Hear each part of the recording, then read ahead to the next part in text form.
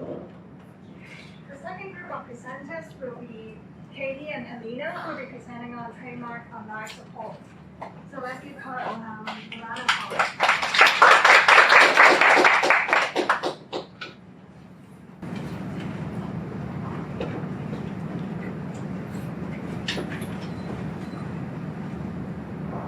So good morning, everyone. Today we're going to do a presentation on trademark and life support.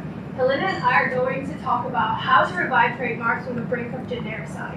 And this presentation will be focused around the topic of trademark genericide. So to start off, just some brief introduction and brief overview on what trademarks are. So here are some very common signs that we see about trademarks. This side is a trademark sign, and this one is a registered trademark. Basically, a trademark is any word, phrase, symbol, or design that identifies and distinguishes the source of one company's products from those of the others. So the shape, as we can see, Apple's very signature apple shape is a trademark. And more interestingly, a design, so this chocolate triangle design is also a trademark. So why are trademarks important? First reason is that a trademark owner has the exclusive right to use its trademark, and this right is legally protected.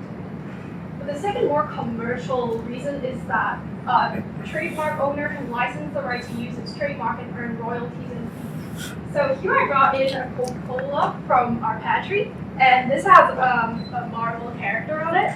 So basically what is happening is that Marvel is licensing the right to use its Marvel trademark to Coca-Cola, so that Coca-Cola can put Marvel's characters as well as their logo on their Coca-Cola bottles.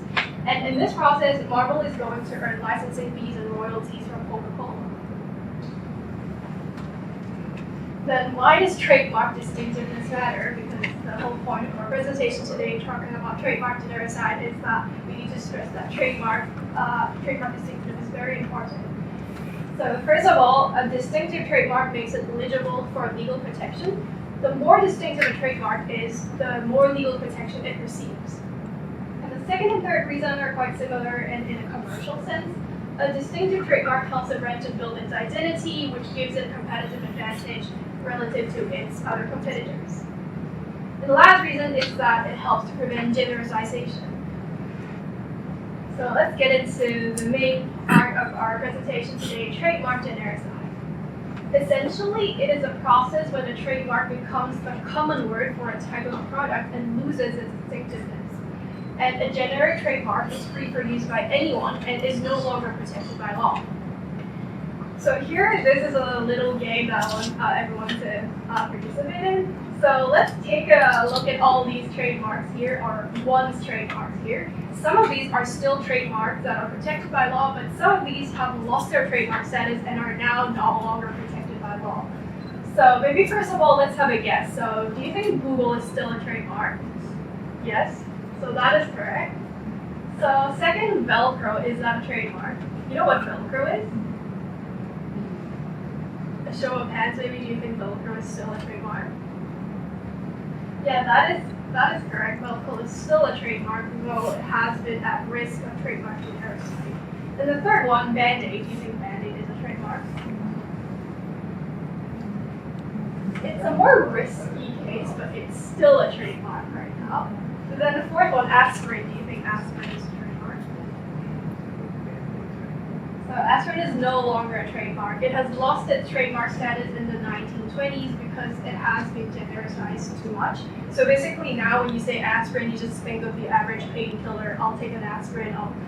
That's already become a common name for painkillers. So it has lost its distinctiveness and it's no longer protected. The last one, escalator. Oops. Escalator is, okay, remove the answer to it. It's no longer a trademark. It used to be. So what happened to escalator? The term escalator was originally a trademark owned by the Otis Elevator Company in the early 1900s. But then, as we all know now, we use the word escalator to refer to any moving staircase and not just those made by Otis. Basically, we don't associate the word escalator with the Otis Company. So it's no longer a distinctive brand name that is protected by trademark law. So in the 1950s, the US court has canceled the trademark registration of escalator for the reason that it has become generic and lose its trademark distinctiveness.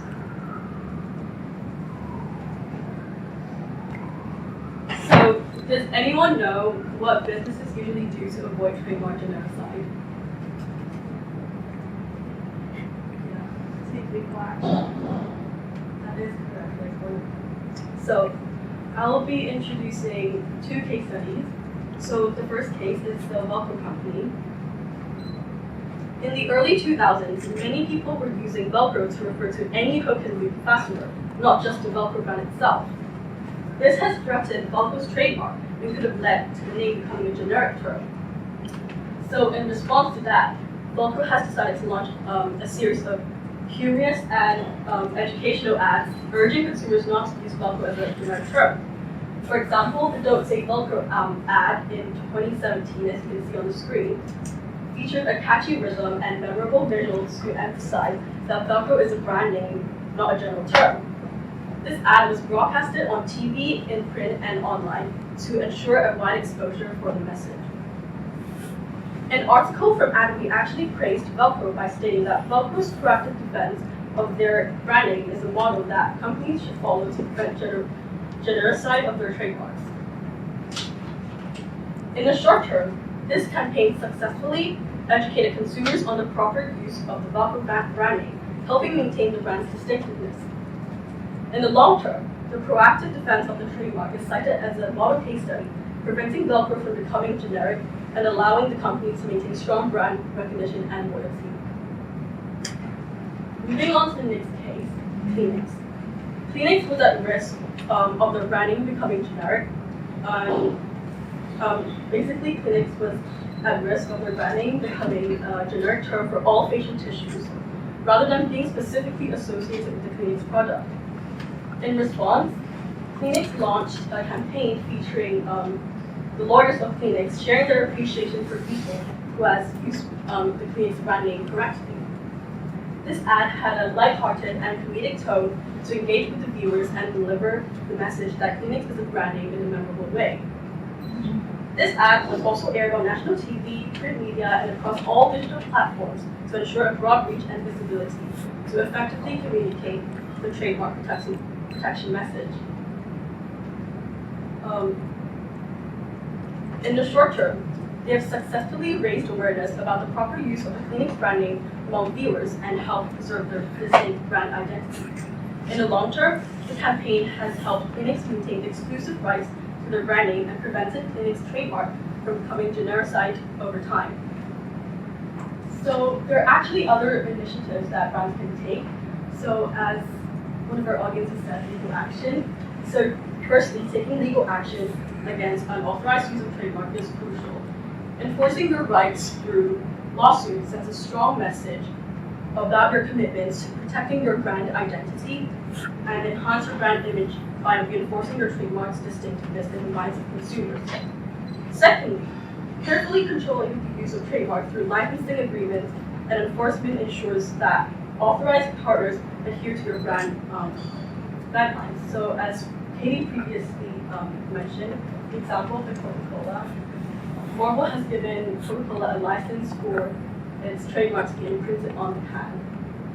In addition, maintaining control over your trademark can actually boost brand equity. This is because consumers see a more carefully managed brand that is more distinct and recognizable. Thirdly and lastly, collaborating with media outlets and other high-profile partners to amplify your trademark can further cement its distinctiveness. Consistent exposure in the media reinforces the brand identity and makes it harder for the mark to become genericized. The media also lend additional credibility and prestige to the trademark, enhancing the image in the eyes of consumers. And the mark.